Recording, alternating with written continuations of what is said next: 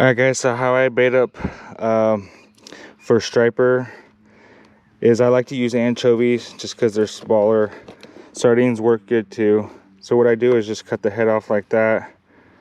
I cut the tail, and then if it's a real big one like this, I'll cut it in half and I'll just chunk it. Just chunks just like this. Some people say to take out the spine or whatever, but I never have taken out the spine in the center and caught plenty of fish. So the head and tail, just toss in the water. And my setup here, I got a 3/0 hook right here, stainless, a thick one. And then I got about a three foot weight leader there, and I just made my own slider here. All I did, guys, was just put 2 eyes, one right here and one right there, like that. And all this does is just slide. You don't want it to slide all the way, you want it to stop. I like to slide about 12 inches or so and then stop. And then on all my rods, guys, I put this on the end of the line here. That way you could just snap and unsnap everything. See, I just snap that on. If I want to change it, I just unsnap it real quick instead of tying. And then I got a 4-ounce pyramid right here. The current's pretty slow, and if you're fishing in sand, the sticks, boom, straight down like that, real good. And then for your leader right here where your hook is, I got 30-pound braid on there, but some people like to use mono. That way it's invisible, the fish can't see it as good. But I run both. So it's really about the water. If the water's really clear, you might want to run mono, but this water's pretty dirty. So here you got a chunk and your hook, and I just hook it through one side like that, and then back through again, just like that. Ooh. Back through one more time.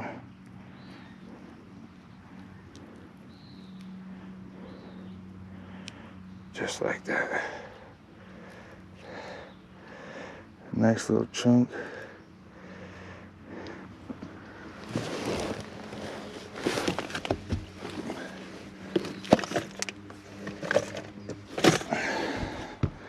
So you got your chunk on there, and then magic string. This stuff is magic. You want to wrap it really good in the river here. Wrap it up, and you could try smaller chunks or bigger chunks. Sometimes if the fish is a little smaller, I'll just cut the head and the tail off, and I'll put the whole fish on there. But this was a big sardine, anchovy. This is a big piece, so I just chunked it.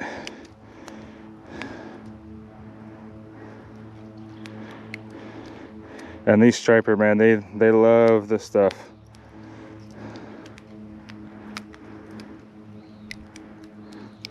Get enough on there. A lot. Wrap it like that. Good. Cast this puppy out. And when you're casting out, guys, I'm in an eddy right here. See the swirl? The current's going to my left, right there. And so I'm just gonna kind of cast it straight out, just maybe to the right a little bit. And then my bait's gonna go probably about in the middle, hopefully in the middle, maybe to my left a little bit.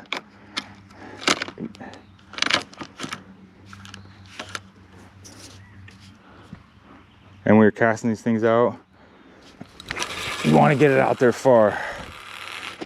You want to chunk it out there.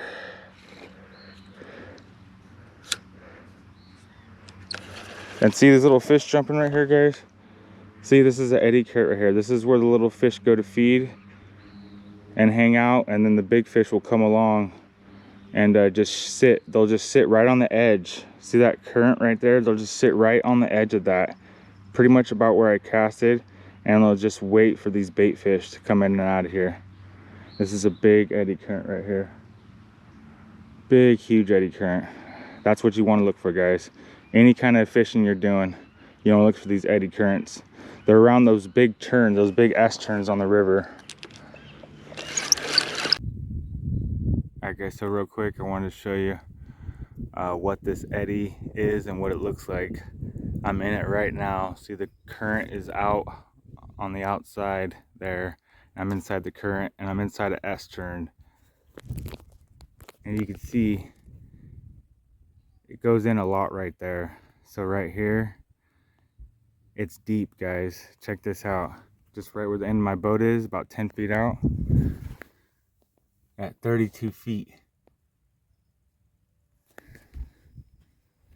That's what the hole is right there, guys. Right here. See where it goes in? Big old eddy. And there's a hole. And that's how it spins like a toilet. Have you ever got tangled up or just a huge rat nest and don't know what to do about it? Well, here you go, guys. You just wrap each leader. This is all for striper here, and there's a couple different ones, different size hooks, different line on there, and just super easy. You just unravel this thing. Each one of these hooks is a rig. So there's 1, 2, 3, 4, 5 rigs on this thing. And it's just all ready to go. It's super convenient.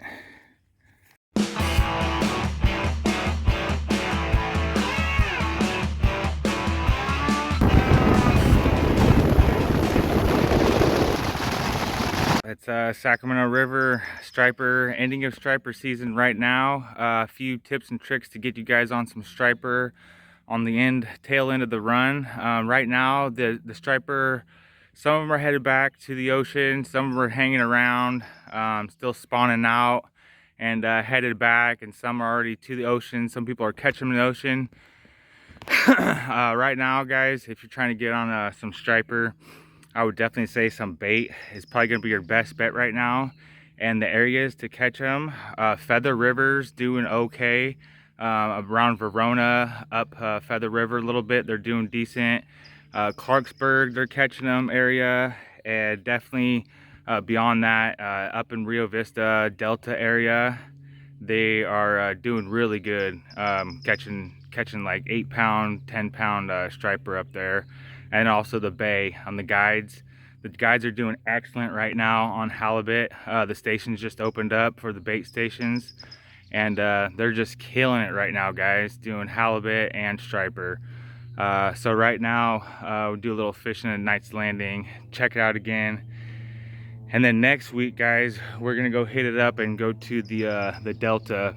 And I'll start for the mouth of the Sacramento on the Delta, where Sacramento River starts, and then I'll move up towards Isle 10 and towards Brandon Island and stuff like that, and see where these striper are. See if I can get on a group of striper and let you guys know where the heck these things are at. It's been a good year, guys, but it has been a little tough for some people. Myself too. I haven't done super good this year. I've definitely been catching them here and there, but it's not like one of the years that I was just back to back, just limiting out. So if you're still trying to get on some striper, the Feather River has cleared up quite a bit, and they're still up there, but like I said, they're headed back down towards the ocean right now, guys. The water temperature is kind of up right now. It's a lot cooler and clear up the Feather. So if you're trying to run some plugs or lures or anything like that, Feather River is going to be better for that. But I would just get that scent in the water. Definitely just get that scent in the water, and just put your time out, guys. Just put your time out, and you'll get one. All the lakes and reservoirs are capacities are all full. So with this heat, the snow melt we got going on, they're releasing water into the river, and the Sacramento River and the Feather River, opening the dams up, and that's what's keeping this water temperature cool. It's actually like 68, 67 right now, so the water temperature actually dropped a bit. So yeah, that's what the water temperature is. The clarity is definitely getting better on the Sac River. The clarity on the Feather River is extremely good. It's way clearer than the Sac River, and that's usually how it is when the high waters are. The majority of the mud goes all to the Sac River side, and the Feather stays pretty clear.